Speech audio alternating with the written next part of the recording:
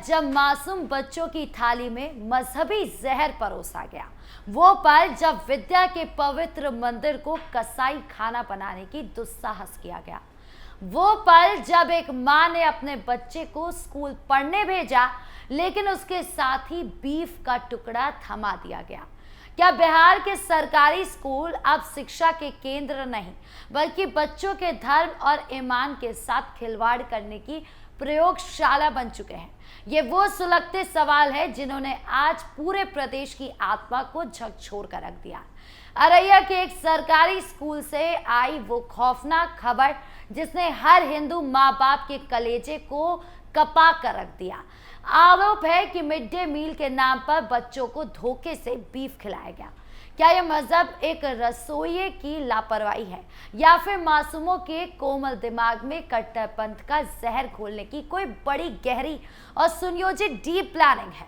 आज हम इसी कट्टरपंथी मानसिकता की एक एक परत खोलेंगे और समझेंगे कि कैसे सरकारी सिस्टम की आड़ में छिपे हुए सफेद पोश जिहादी अपनी मजहबी सनक को पूरा करने के लिए अब छोटे छोटे बच्चों की आस्था की बलि चढ़ाने पर आमादा है।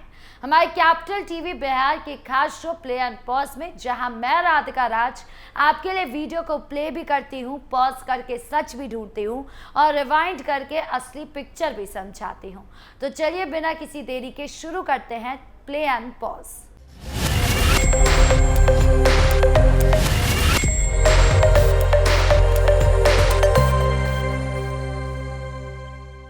चलिए सबसे पहले आपको वो विजुअल दिखाते हैं जिसने अररिया के उस स्कूल को रण क्षेत्र बना दिया। देखिए कैसे आक्रोशित अभिभावक अपने संतानों के धर्म की रक्षा के लिए सिस्टम से भिड़ गए।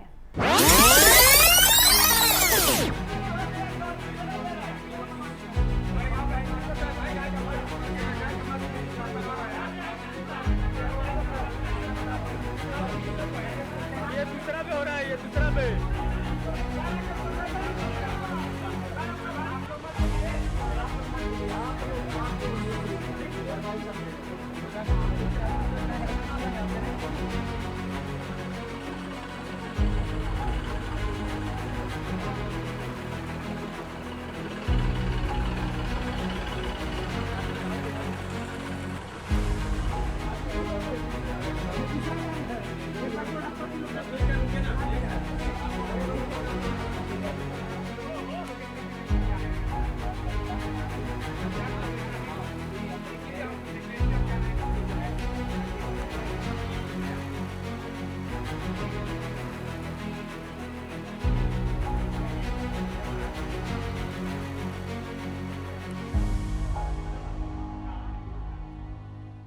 आपने वीडियो देखा, लेकिन क्या आपने उस चीख, उस गुस्से को महसूस किया जो उन माँ बाप के सीने में धधक रहा था? कल्पना कीजिए उस पिता की जिसे पता चलता है कि उसके बच्चे के मुंह में वो चीज डाल दी गई है जिससे उनका धर्म महापाप मानता है। चलिए इस वीडियो को रिवाइंड करते हैं और उस कट्टरपंथी मॉड्यूल को बारीकी से देखते हैं जो बिहार की शिक्षा व्यवस्था की जड़ों में तेजाब की तरह डाला जा रहा है।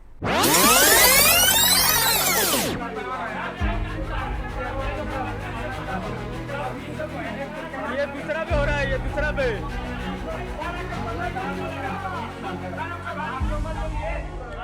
अब चलिए वीडियो को पॉज करते हैं और आपको इसकी असली पिक्चर समझाते हैं। ये पूरी विचलित करने वाली घटना अररिया जिले के एक सरकारी मिडिल स्कूल की है। मिड डे मील के दौरान जब बच्चों को खाना परोसा गया तो दाल और चावल के बीच मांस के एक ऐसे टुकड़े मिले जिन्हें देखते ही इलाके में तनाव फैल गया।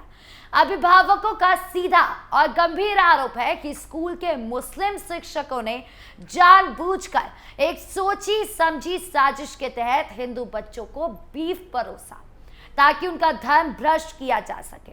ये केवल खाने की क्वालिटी का मसला नहीं है, ये एक बहुसंख्यक समाज की धार्मिक मान्यताओं पर सर्जिकल स्ट्राइक है।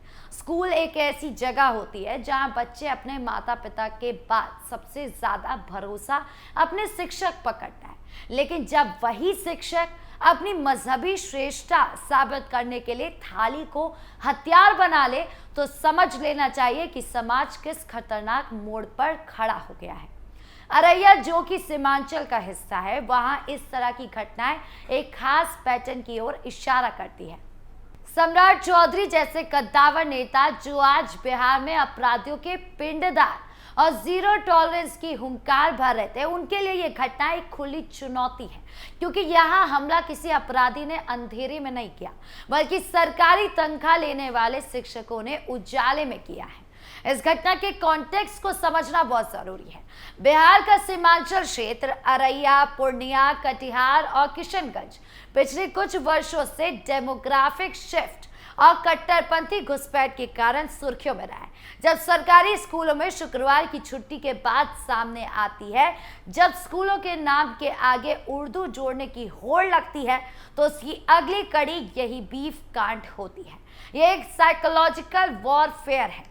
इसका मकसद बच्चों के मन में शुरू से ये बैठा देना है कि उनके धर्म की मान्यताओं का कोई मूल्य नहीं। जब बच्चा स्कूल में अपने ही संस्कारों को टूटते देखता है, तो उसका आत्मविश्वास खत्म हो जाता है। ये उन ताकतों का दुस्साहस है जिन्हें लगता है कि सत्ता में कोई भी बैठे, जमीन पर हुकूमत उन्हीं की चलेगी। प्रशासन ने मामले की गंभीरता को देखते हुए संबंधित मुस्लिम शिक्षकों को सस्पेंड कर दिया। लेकिन क्या सिर्फ सस्पेंशन इस खौफ का इलाज है? क्या सस्पेंशन उस आस्था को वापस लौटा पाएगा जो खंडित हुई है? इस सवाल आज बिहार का हर नागरिक पूछ रहा है। क्या उन ताकतों की पहचाने के लिए कोई एसआईटी नहीं बनानी चाहिए जो उन शिक्षकों के पीछे खड़ी है? क्या यह संभव है कि एक सरकारी स्कूल में बीफ जैसा प्रतिबंधित मांस बिना किसी बड़े संरक्षण के पहुंच जाए? ये कट्टरपंथी मवाद है जो अब सिस्टम के अंगों से बाहर निकल रहा है। सम्राट चौधरी का मॉडल जहां अपराधियों को मिट्टी में मिलाने की बात करता है, वहां अब इन बौद्धिक और धार्मिक आतंकवादियों के खिलाफ भी बुलडोजर जैसी कार्रवाई की जरूरत महसूस की जा रही है। सोशल मीडिया पर इस घटना के बाद जो उबाल है, वो ये बताता है कि अब सेक्युलरिज्म के नाम पर हिंदुओं की भावनाओं को कुचलने का दौर खत्म हो चुका है। लोग अब चुप नहीं बैठ रहे, वो पूछ रहे हैं कि अगर यही काम किसी अन्य समुदाय के साथ हुआ होता तो क्या अब तक अंतर्राष्ट्रीय मीडिया में माइनॉरिटी अंडर थ्रेट के आर्टिकल नहीं छप रहे होते। लेकिन चूंकि ये पीड़ित हिंदू बच्चे हैं, इसीलिए तथाकथित लिबरल गैंग ने चुप्पी साध ली है।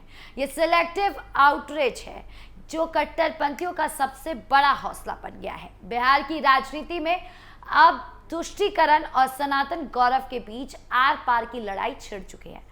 एक तरफ वो मॉडल है जो पटना हाई कोर्ट के कमांडो ड्रिल करके सुरक्षा का एहसास दिलाता है, दूसरी तरफ वो पुराना सड़ा गला सिस्टम है जहां स्कूलों में बीफ परोसकर कट्टरपंथी की ट्रेनिंग दी जा रही है। ये लड़ाई सिर्फ एक सस्पेंशन से खत्म नहीं होगी, इसके लिए शिक्षा विभाग के हर उस कोने की सफाई करनी होगी जहां मजहबी नफरत का कचरा जमा हो रहा है। सम्राट चौधरी और एनडीए सरकार की एक्टिव अप्रोच का असली टेस्ट ऐसे ही मामलों में होता है।